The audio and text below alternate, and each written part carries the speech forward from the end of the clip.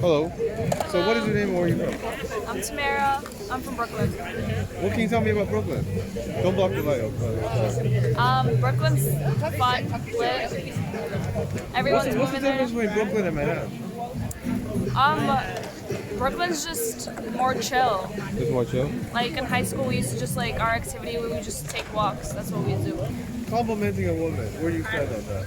A lot of people say you shouldn't compliment a woman, some people say you should. What do you think? I feel like if you already know the person, then No, it's I'm talking genuine. randomly on the street. On the street. Yeah, because there are guys who do that. They'd be like, "Oh, you're beautiful," or "You've got nice eyes," or whatever it is, right? Some people say you should compliment a man. Other people say you should not. What do you say? Just catcall. Don't do it. Don't do What it. about you? But if there's no intention to actually talk to that person or get to know them, then what's the point? I have no idea. Men just like, it's like they see Because something. the words can be nice, but the vibe can be creepy. Unless you're actually trying to get to know them. Yeah. So how would you do that to get to know them? I guess on the street, that's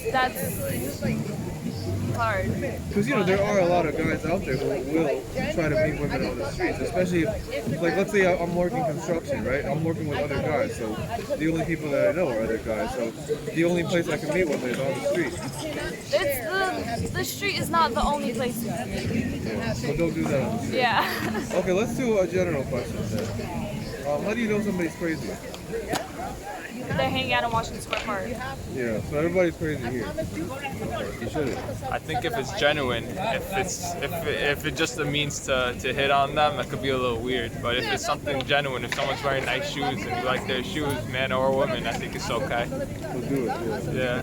Now, a lot of guys, they come to this park specifically to meet women. Yeah. Some people say this is an appropriate place to do it, some people say no. So do you consider this to be an appropriate place to meet a woman? I think if you sense that the person's interested in talking to you, then any place could be the appropriate place. If they're not really trying to talk to you, they're minding their own business, then any place, even a bar or a place where people generally meet, could be considered inappropriate. So. Now, what men generally do here that I've observed is they see an attractive woman, no eye contact, no nothing. They walk over there and they say, "Hey, you're beautiful. Let me get your phone number," or whatever it is. What do you think about that? I mean, that's a little ballsy. I think I don't see how that would generally work unless you're already having in like someone famous. But I don't think that works, and that could be uncomfortable for some people. Yeah. So it's not a good idea. Yeah. All right. Now, what are your thoughts on online dating? Online dating, I think it's definitely like it comes in handy, especially like nowadays. A lot of people are on their phones all the time. It's a little harder for them to walk up to somebody and strike up a conversation, so it makes it easier. It's a good situation. All right. Now, how do y'all know each other? I met her on Hinge. On Hinge? Yeah. What is your review of Hinge? I think it's a good app. It's like it sets you up to go on dates. It's not like a hookup type of app. So it gives you the opportunity to actually meet someone, get to know them, decide if you want to continue talking to them. And yeah. Is that the one where you can message people without matching? Yeah, you message them first. Yeah. So you recommend it then? Yeah, definitely. A lot of women meet men only through people that they know. How do you usually meet women? Also, I'd say through people that I know, mutual friends. Right.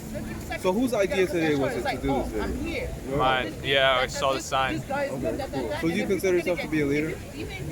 I try to be. Yeah. All right, what kind of body language signals should you be looking for before you approach a woman?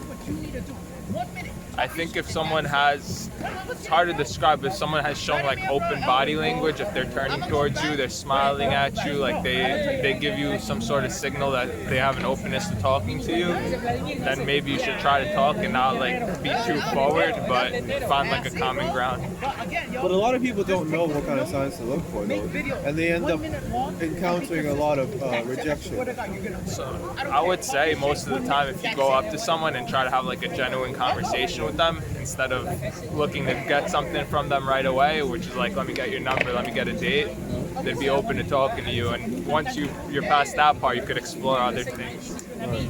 I once met a woman, and she said that she's a volleyball player for a team, for a school team. And I asked her what kind of men she was into. She said other athletes. So do you think that opposites can attract? Let's say I'm like a guy that doesn't even work out or anything like that. Can I potentially be with like someone who's like more athletic? Definitely. Now, what about standards? Some guys, like, they set their standards too high, and then they end up being lonely. Some guys, they have lower standards, but they always got a woman around their arm. What do you think about that? I think your standards have to be realistic. Like, a lot of people set their standards a little far out of their league and then blame it like that no one's around, no one's worthy of them. It's like a cop out. All right, now, when do you believe is the peak of a human being's life?